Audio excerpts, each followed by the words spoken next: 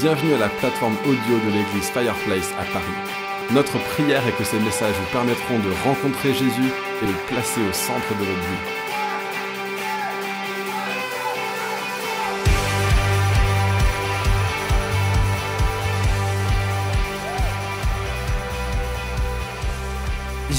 Quand j'étais en train de prier pour ce que Dieu voulait faire cette semaine, dans la prière, je ressentais très fortement que les Parisiens avaient besoin d'entendre, le peuple de Paris avait besoin d'entendre une explication par rapport à où est Dieu dans tout ce qui va mal. Alors c'est vrai que pour Pâques, on a plus l'impression qu'on va nous parler de bonnes nouvelles, de machin. Moi, je vais vous en parler, une bonne nouvelle. Mais j'avais vraiment à cœur, comme ça, il y a 4 semaines, de lancer un thème et dire, OK, où est Dieu quand tout va mal, quand les choses sont difficiles, dans le mal, dans toutes les guerres, etc., etc., etc. Et du coup, ce qui s'est passé, c'est que j'ai plus ou moins, je me suis dit, allez, on va voir ce que ça donne. Et quand j'étais en train de prier, c'était quand? C'était lundi soir, mardi soir? Lundi soir. J'étais en train de prier par rapport à aujourd'hui, on a été dans une semaine de jeûne et prière. Je priais vraiment, Seigneur, montre-moi vraiment ton cœur pour Paris et ton cœur pour ce message. Et à ce moment, je suis en train de prier, je suis dans la forêt et j'ai ma femme qui m'envoie un texto et qui me dit « Notre-Dame est en train de brûler ».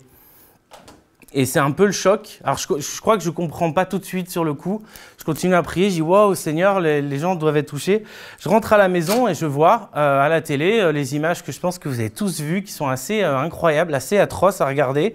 Vous voyez presque le tiers d'un bâtiment qui est consumé, 850 ans d'histoire qui sont consumés. Et puis, on ne peut pas s'empêcher d'imaginer que ça nous parle un peu à notre cœur, pas dire qu'il y a un sens forcément tout de suite, mais que ça nous parle à notre cœur, comme si c'était une image de l'Église qui est en train de se consumer, que l'Église qui est en train de mourir, et juste derrière, on entend, on va reconstruire cette Église. Moi, ça m'a parlé à mon cœur, parce que je me suis dit, ça me rappelle parfois l'Église qui a vraiment, mais qui s'est détruite petit à petit. C'est-à-dire que vraiment, la foi chrétienne est de moins en moins importante dans notre pays. Et puis, je sens un renouveau, comme une reconstruction qui est en train de se faire maintenant. Donc, ça m'a parlé très fortement. Mais voilà, je me dis, waouh, le cœur des Parisiens, là, il est touché. Il est très, très, très fortement touché. Il y a quelque chose qui est très, très dur, qui est en train de se passer. Et à ce moment-là, je pousse encore plus cette réflexion que Dieu met dans mon cœur par rapport au mal, etc. Si on pose la question, est-ce que Dieu existe? Aux Français, il y a une majorité qui répond encore oui. La réalité, c'est qu'il y a encore un peu plus de 50% des Français qui croient en Dieu aujourd'hui. Mais si on croit le nombre de personnes qui fréquentent les églises, on comprend vite que ceux-ci se sont très vite désintéressés. Probablement par sentiment que Dieu s'est intéressé, que Dieu s'est désintéressé d'eux. Il y a un truc qui se passe un peu dans cette histoire. L'affirmation qu'on entend le plus aujourd'hui concernant Dieu, c'est que s'il existait, il ne laisserait pas faire toutes les horreurs qu'on voit. Il ne laisserait pas faire la famine, il ne laisserait pas faire les guerres, etc. Moi, j'entends ça en permanence quand je parle de Dieu. Quand on est dans la rue aussi, on propose la prière pour les gens. On a des gens qui nous disent, si Dieu existait, en même temps, il ne laisserait pas faire tout ça. Et il y a une réponse des chrétiens. Il y a une réponse des chrétiens qui est vraiment intéressante. Elle n'est pas toujours suffisante. Il est peut-être trop occupé. Je ne sais pas si vous avez vu le film Bruce Tout-Puissant. Il y a un côté presque dans le film Bruce Tout-Puissant où Dieu il est trop occupé. C'est pour ça qu'il ne répond pas à toutes les prières. Vous avez déjà vu ça ou pas? Bon, c'est une réponse qu'on peut donner parfois. Dire, mais tu te rends compte, tout ce qu'il y a sur les épaules de Dieu, il ne peut pas non plus gérer les problèmes de tout le monde, etc. Donc ça, c'est une réponse que les chrétiens donnent parfois. Il y a une autre réponse, c'est que Dieu permet toutes ces choses parce qu'il a un plan. C'est une réponse très, très répandue. C'est-à-dire, il y a plein de choses horribles, ça fait mal, c'est très dur, mais il permet ces choses parce qu'il a un plan. Et c'est vrai que c'est dommage parce qu'il y a des gens qui souffrent au Bangladesh, mais peut-être qu'ils nous aiment un peu plus ici, du coup. C'est un peu dur ce que je suis en train de dire. Attention, c'est pas ce que je crois. Mais finalement, des fois, ça peut sortir un peu une logique un petit peu difficile comme celle-là. Ah ouais, du coup, il aime plus les gens d'ici, il aime moins les gens là, donc il utilise son plan destructeur, dévastateur ici. Vous voyez un petit peu à quel point le message peut nous pousser. Et puis encore un autre message qui vient souvent qu'on entend chez les chrétiens, c'est « Il nous a confié la terre et c'est notre responsabilité s'il y a des guerres, etc. » On a tout foiré, mais lui, il n'y est pour rien. Vous avez déjà entendu ça beaucoup. C'est vraiment là, c'est plus notre responsabilité. Alors tout ça, ça pose des questions. Et j'aimerais m'arrêter sur quatre choses. Je voudrais faire un constat. D'accord ? Je voudrais faire un constat. Je voudrais m'arrêter sur un fait, vous dire un fait avéré, un vrai fait. Je voudrais m'arrêter sur une conséquence. OK ? De ce fait, constat, fait, conséquence. OK ? Et enfin, finalement, terminer avec une conclusion. Ça va pour vous ? S'il y en a qui sont en train de dire « viens vite à la conclusion », c'est que ça se passe mal pour moi. Alors, le premier constat, c'est que le mal existe bien et c'est en apparence lui qui régit le monde. Est-ce que vous êtes d'accord avec ce constat ?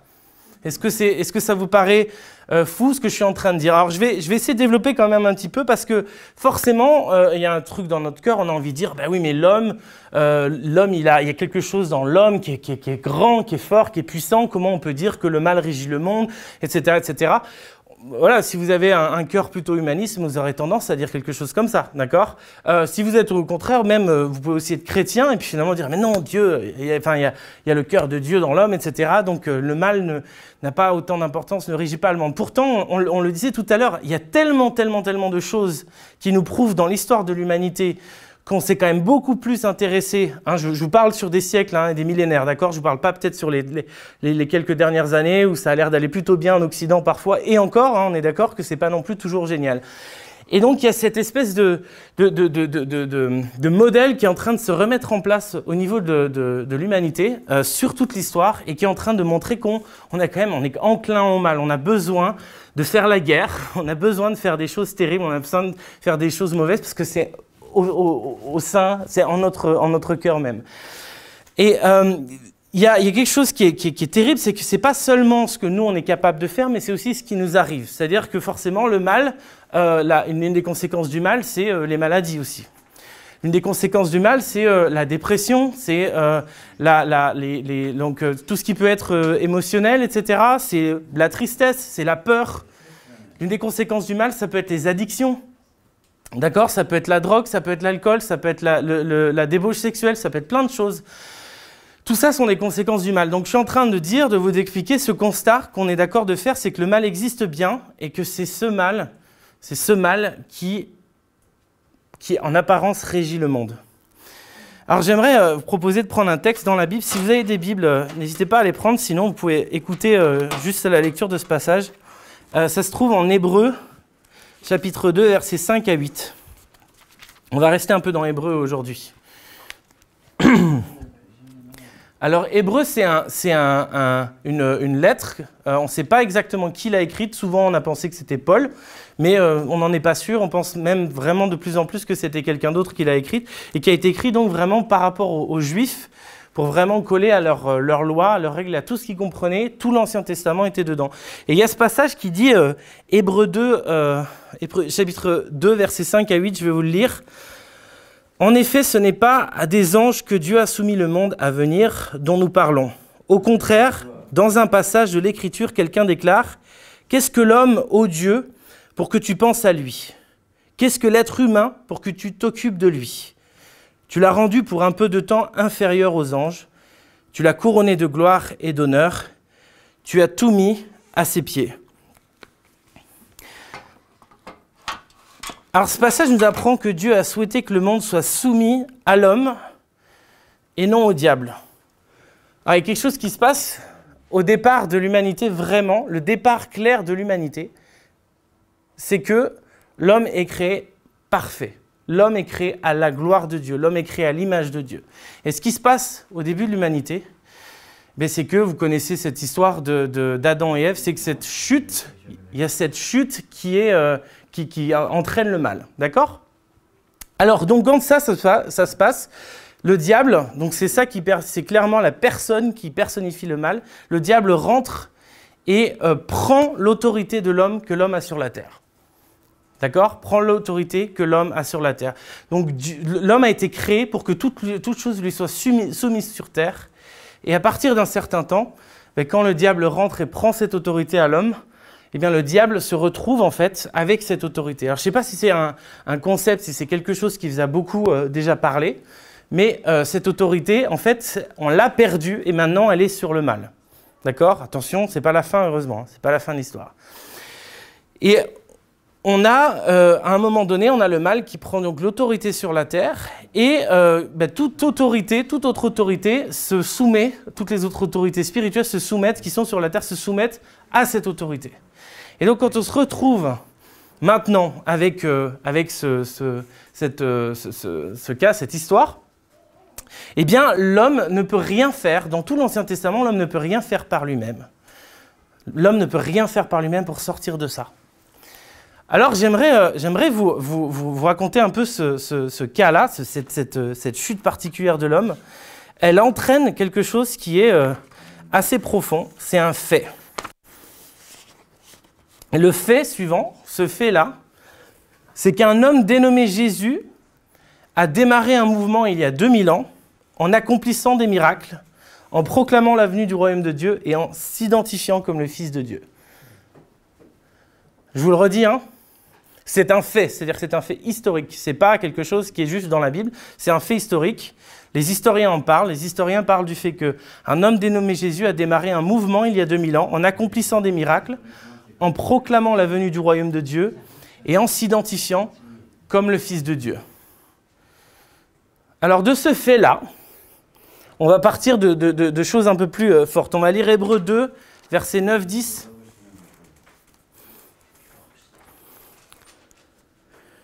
Hébreux 2, versets 9-10. Mais nous constatons ceci. Jésus a été rendu pour un peu de temps inférieur aux anges, afin que, par la grâce de Dieu, il meure en faveur de tous les humains. Et nous le voyons maintenant couronné de gloire et d'honneur à cause de la mort qu'il a soufferte. En effet, il convenait que Dieu, qui crée et maintient toutes choses, élève Jésus à la perfection au travers de la souffrance, afin d'amener beaucoup de fils à participer à sa gloire, car Jésus est celui qui les conduit au salut. Et plus loin, les versets 14-15 disent « Puisque ces enfants sont tous des êtres de chair et de sang, Jésus lui-même est devenu comme eux. Il a participé à leur nature humaine.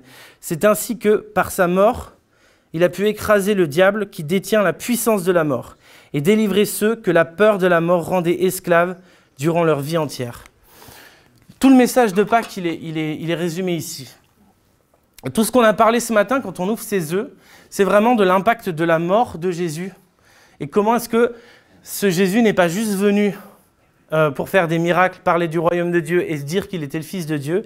Il est venu pour mourir sur la croix, pour payer le prix du péché à notre place. Il est venu pour ressusciter et pour écraser le pouvoir de la mort et écraser le pouvoir du mal. Et ça, c'est un truc qui commence à changer complètement tout ce qui se passait avant. C'est-à-dire que jusqu'à maintenant, depuis le début, depuis la chute, cette autorité qu'on avait nous a été enlevée par le diable. À partir du moment où Jésus meurt à la croix, cette autorité est restaurée en Jésus. C'est-à-dire que pour la première fois, un homme fait tout ce qu'il faut devant Dieu pour pouvoir avoir cette autorité restaurée pour lui. Et donc, qu'est-ce que ça a eu comme impact ? En fait, l'impact, c'est simplement qu'il a pu faire des miracles, qu'il a pu proclamer le royaume de Dieu. Et en fait, tout l'exemple de la vie de Jésus, c'était cette autorité qu'il a reprise. Et un truc très intéressant, c'est que Jésus, quand il commence son ministère, il va être tenté pendant 40 jours. Alors, il ne va pas être tenté peut-être pendant 40 jours, mais en tout cas, il va être pendant 40 jours dans le désert. Et à un moment, il est tenté par Satan. Et Satan vient à plusieurs reprises le tenter. Et à un moment donné, il lui dit, alors qu'il a forcément très soif, très faim, il lui dit « Si tu t'agenouilles devant moi, moi je te donnerai tous ces royaumes, tous ces territoires. » Il est en train de dire ça. Je te donnerai tous ces royaumes, tous ces territoires. Il y a un truc qui est assez fou, c'est que Jésus, vous avez envie de vous dire, mais attends, Jésus, il est censé lui dire, eh oh, calmos ramos, c'est pas à toi, c'est à mon Père, toute cette création. Sauf qu'il y a un truc qui s'est passé au moment de la chute, quand même, c'est que Satan a réclamé une autorité sur la terre. Et à ce moment-là, Jésus sait très bien que Satan se croit vraiment, mais in charge, comme on dit. Il pense qu'il a toute autorité, etc. Et donc Jésus ne le remet pas en question à ce moment-là parce que Jésus sait où il va. Jésus exactement sait pourquoi il est venu. C'est pas simplement, et c'est déjà pas mal, faire des miracles, etc., etc. Jésus est venu pour restaurer cette autorité que l'homme doit avoir. Et en Jésus, maintenant, nous avons cette autorité. Je voudrais vous partager une conséquence.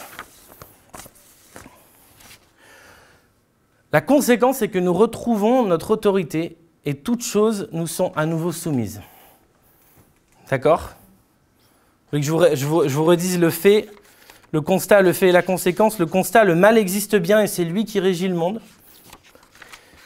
Le fait, c'est un homme dénommé Jésus a démarré un mouvement il y a 2000 ans en accomplissant des miracles, en proclamant la venue du royaume de Dieu et en s'identifiant comme le Fils de Dieu. Et enfin, la conséquence, nous retrouvons notre autorité et toutes choses nous sont à nouveau soumises.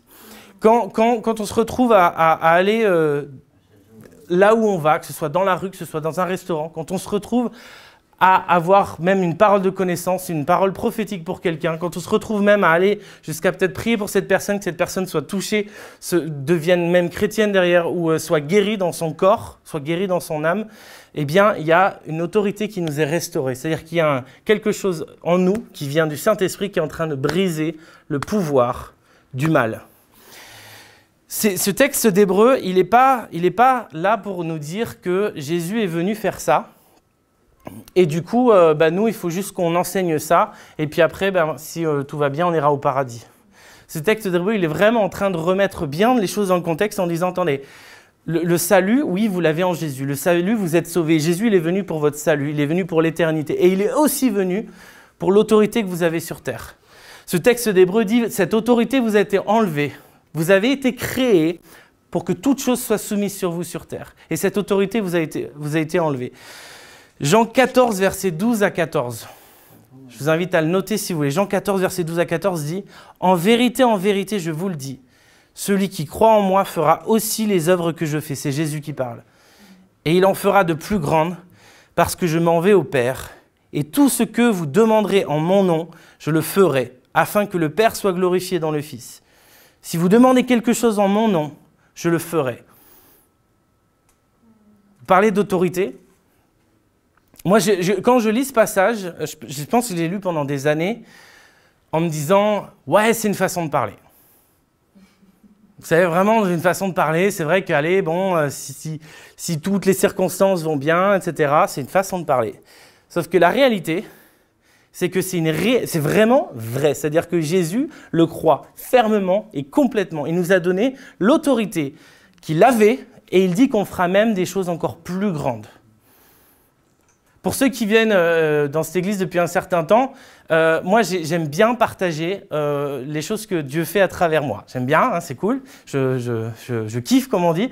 Et honnêtement, quand je vois ce que Dieu est en train de faire à travers moi ou à travers les gens de cette église, je me rends compte qu'effectivement il y a quelque chose de très grand, de très puissant, de très fort qui se passe. Et j'ai plein d'histoires à vous donner. Alors comme je crois que à un moment je vais arriver, je les aurai toutes racontées.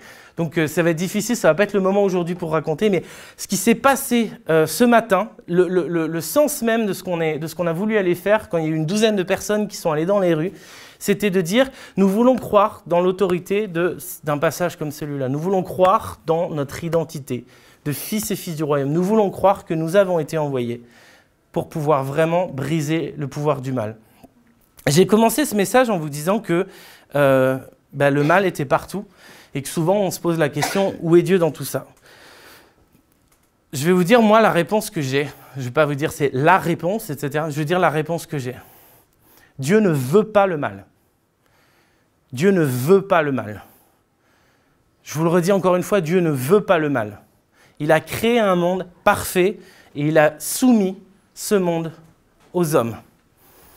Et pour pouvoir changer la donne, c'est-à-dire pour pouvoir vraiment permettre à ce qu'on ne vive pas une éternité loin de la présence de Dieu, c'est là qu'il envoie Jésus pour restaurer cette autorité en nous. Je ne suis pas là en train de vous dire que vous pouvez faire ce que vous voulez parce que vous avez tout pouvoir, etc. Mais en Jésus, dans le nom de Jésus, vous avez vraiment une autorité, vous n'en êtes même pas capable de savoir à quel point Dieu peut faire des grandes choses au travers de vous. Quand je vous donne un message comme ça ce matin et que j'ai à cœur de vous donner ça, c'est que je me dis, quand on pose la question, quand des gens qui ne croient pas en Dieu viennent nous voir, c'est normal qu'ils nous disent « mais attends, il est où ton Dieu dans tout ça ?» etc. Moi, je préférerais qu'on pose la question « mais ils sont où les chrétiens dans tout ça ?» La réalité, c'est que ce qui s'est passé par exemple à la cathédrale, il y avait vraiment un espèce D'un côté, il y avait des gens chrétiens, donc évangéliques, parce que c'est le milieu dans lequel on est, qui ont été très touchés, qui ont dit tout leur amour pour les catholiques à ce moment-là, nous sommes avec vous, etc., etc. Puis d'un autre côté, il y a eu des choses très, très, très dures qui ont été faites. Et des choses qui ont dit, oui, c'est un jugement de Dieu sur l'idolâtrie, etc., etc., etc. Et honnêtement, la question que je pose à chaque fois qu'il y a quelque chose de mauvais, moi, je veux savoir où sont les chrétiens dans tout ça. Si vous vous posez la question d'où est Dieu, regardez le fruit des chrétiens là où ils sont. Et si vous voyez peu de fruits des chrétiens, bah, c'est le moment de démarrer une église. C'est pas juste le moment de dire, ok, oui, il y a déjà une église, bon, elle a brûlé, par exemple, il y a déjà, etc. C'est pas ce moment-là de dire, c'est quel est le fruit des chrétiens. Honnêtement, je veux rien, c'est pas du tout contre Notre-Dame, mais si vraiment à un moment donné on constate que sur l'île de la Cité, bah, spirituellement il se passe rien, il n'y a pas de fruit des chrétiens, bah, ça vaudra peut-être le coup de démarrer une église là-bas. Même s'il y a la plus grosse église, la plus connue du monde. Vous voyez le raisonnement derrière? Où est Dieu dans tout ça? La question que je pose, c'est où sont les chrétiens? Je vous donne une conclusion. Et après, je vais vous donner une image, quelque chose d'un peu visuel. Si nous acceptons de suivre Jésus, nous vaincrons le mal avec lui. Il y a une collaboration qui nous est appelée, qui nous est offerte quand Jésus meurt à la croix et quand Jésus ressuscite. Il y a une collaboration. C'est ça qui est assez fou, c'est ça qui est assez dingue. C'est-à-dire que Dieu ne veut pas vous utiliser pour sa gloire. Dieu veut manifester sa gloire au travers de vous en collaborant avec vous. C'est-à-dire que vous, en étant sensible à l'Esprit Saint, vous allez simplement dire « Ok, je collabore avec toi, Dieu. Je collabore avec toi, Dieu. Toi, tu veux le bien. Ta volonté, c'est pas qu'il y ait le mal. Donc, en collaborant avec toi, ben, on va changer ce monde. » Alors, ça paraît difficile. Quand on parle de changer le monde à notre génération, et la génération avant, changer le monde, ça parlait encore un peu. Vous allez voir, vous regardez toutes les multinationales, elles avaient toujours cette vision, hein, changer le monde en donnant des ordinateurs Mac à tout le monde. Vous voyez, c'est un peu ce côté-là. Il y avait vraiment des générations avant. Génération un peu plus des 20-30 ans aujourd'hui, elle a tendance à faire ouais, bon, on va déjà essayer de changer notre quartier, quoi. C'est vrai, hein, ça vous parle? Alors la réalité, c'est que avant ce matin, on n'avait jamais essayé de changer notre quartier, nous, dans notre église. Avant, on avait même, enfin, on en parle, etc. Ça y est, enfin, on est passé à l'acte, vous voyez? Je ne suis pas en train de dire qu'on est arrivé, hein. Mais je pense par contre qu'on a pris le train et que ça y est, on commence à avancer, vous voyez? Et ce côté-là de changer le monde, il faut l'avoir en tête quand même. Il faut voir en tête que Dieu aime le monde, que Dieu veut le transformer, que Dieu veut bannir le mal du monde sous toutes ses formes. Il faut le savoir, il faut comprendre que c'est notre but ultime. D'accord? Il y a dans la prière, dans le Notre Père, ce qui est scandé haut et fort dans le Notre Père, c'est que ta volonté soit faite sur terre comme elle l'est dans les cieux. J'aime bien dire comme elle est dans les cieux, parce que nous on dit comme au ciel, puis en anglais c'est comme elle l'est dans les cieux. Et moi j'aime bien la différence un peu, c'est ta volonté soit faite sur terre comme elle l'est déjà dans les cieux. D'accord? Il y a quelque chose qui se passe à la résurrection de Christ, il y a quelque chose qui se passe quelques jours après à la Pentecôte, c'est que le royaume vient, et le royaume est en train de pousser, le royaume est en train de pousser, le royaume est en train de pousser pour que ce monde soit transformé par l'amour de Christ. Si on ne commence pas, si on ne se lève pas, on n'y arrivera pas. Si on reste à regarder et dire oui, c'est vrai, ouais, où est Dieu dans tout ça? Ben, parce qu'il est occupé. Où est Dieu dans tout ça? Ben, en fait, il a un plan et puis du coup, nous, on est en train d'observer, on attend tranquillement qu'il revienne. Ça, c'est connu ainsi, hein, ça, c'est le retour de Jésus, on attend le retour de Jésus. Moi, je ne veux pas attendre tranquillement que Jésus revienne. Je ne veux pas. Et je le fais, hein. Je vous dis, il y a des fois, je fais « Ouh là là, Jésus, que tu reviennes ». Mais la réalité, c'est que je ne veux pas vivre dans cet état d'esprit d'attendre que Jésus revienne. Moi, j'ai même tendance à dire, je crois personnellement, fortement, qu'on a un rôle à jouer dans le retour de Jésus. Vous savez, un peu comme si on tirait, un peu comme s'il y avait une barque, en fait, et il y avait une corde sur un port, et la barque, c'est le royaume de Dieu, et qu'en fait, en tirant dessus, on pouvait faire venir le royaume de Dieu. Alors, je ne sais pas, c'est une image très simple, c'est une image un peu... mais je crois personnellement que, puisque je crois qu'il y aura des réveils en réveil, que le monde va vraiment être transformé, parce que les chrétiens vont prendre leur autorité dans le monde, je crois vraiment que ça va amener le retour de Jésus. C'est quelque chose qui est pour moi très profond. Par contre, dans l'autre sens, d'attendre les bras croisés en disant Dieu a un plan et visiblement, c'est qu'on souffre et que ça n'est pas bien. C'est facile de dire ce message ce matin. C'est facile de parler de la souffrance et de dire mais vous vous inquiétez pas, si vous faites ça, si vous suivez ça comme ça, vous ne souffrirez plus, etc. Ce n'est pas vraiment ce que je vous ai dit ce matin. Mais je vous ai dit que dans la souffrance, Christ et les chrétiens dans un monde brisé vont représenter quelque chose de très fort. J'ai une image à vous donner, je vais la dessiner sur le paperboard. Hop, merci. Ça, est-ce que tout le monde voit ici? Si je reste là. Ouh, là. Ok. Ça va, tout le monde voit, c'est bon? Ok. Alors c'est une image qui commence comme ça. C'est 3 cercles. Alors, nous, c'est notre monde ici. On vit dans un monde brisé. On vit dans un monde qui est corrompu complètement par le mal. Et là, ici, il y a un cercle. Ça, c'est Dieu. Et c'est son dessein, on appelle ça, son plan. D'accord? Ouais, pardon, c'est E-T, hein, merci. Et son dessein, d'accord? Et en fait, ce qui a fait que ce monde-là, et tout l'amour et tout ce que Dieu avait prévu pour nous, n'est pas celui qui est maintenant ici, c'est le péché, d'accord? Conséquence du péché. Alors, ce monde brisé, il y a plein de choses. Il y a les addictions, par exemple. Qu'est-ce que vous mettriez d'autre? Donnez-moi des exemples. Un monde brisé. Donnez-moi des exemples d'un monde brisé. Les addictions, maladie, meurtre. Je vais en mettre 3 juste pour l'exemple, mais vous savez qu'on peut en trouver beaucoup. Ok? Alors la bonne nouvelle, c'est qu'il y a un 3e cercle. Ici, il est ici, le 3e cercle, et il est représenté par la croix de Jésus-Christ. Okay, c'est simple, hein, ce que je suis en train de faire. Hein. C'est peut-être assez basique et simple, mais c'est pour ça que j'aime ce qui se fait. Et en fait, quand Jésus meurt et revient à la vie, il nous permet, parce qu'on le suit, on va mettre suivre, il nous permet de revenir dans ce monde que Dieu a prévu pour nous et dans son dessein. C'est un monde qui est régi par l'amour. Ça, simplement, juste ça, je n'ai pas mis péché ici. Suivre et se détourner de notre péché. Et ça nous amène ça nous mène à la croissance dans notre vie avec Dieu. Alors j'ai une question à vous poser. Je ne sais pas où est le... Bon, c'est pas grave, on va le retrouver après. Merci. J'ai une question à vous poser. Dans quel cercle vous vous trouvez maintenant ? Dans quel cercle vous vous trouvez maintenant? Qu'est-ce qui vous empêche aujourd'hui, si vous êtes dans ce cercle-là, de venir à ce cercle-là pour arriver à ce cercle-là? Si vous êtes dans ce cercle-là, mais que finalement vous avez besoin de croissance, d'aller plus profondément dans votre identité avec Dieu, comme on en a parlé tout à l'heure, qu'est-ce qui vous empêche d'aller là-dessus? Qu'est-ce qui vous empêche aujourd'hui d'accepter que votre identité, c'est d'être un fils, une fille du royaume de Dieu? Je vous invite à vous lever. Si vous le souhaitez, vous pouvez vous lever.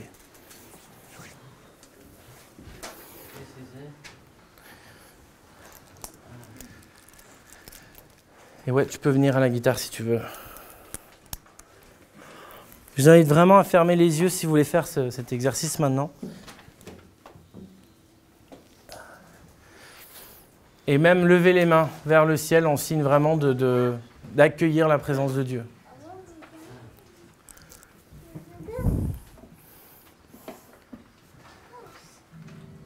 Si c'est votre volonté ce matin, cet après-midi, cet après-midi, si c'est votre volonté cet après-midi, et si vous pensez que vous êtes dans ce cercle-là, je vous invite à faire cette prière dans votre cœur.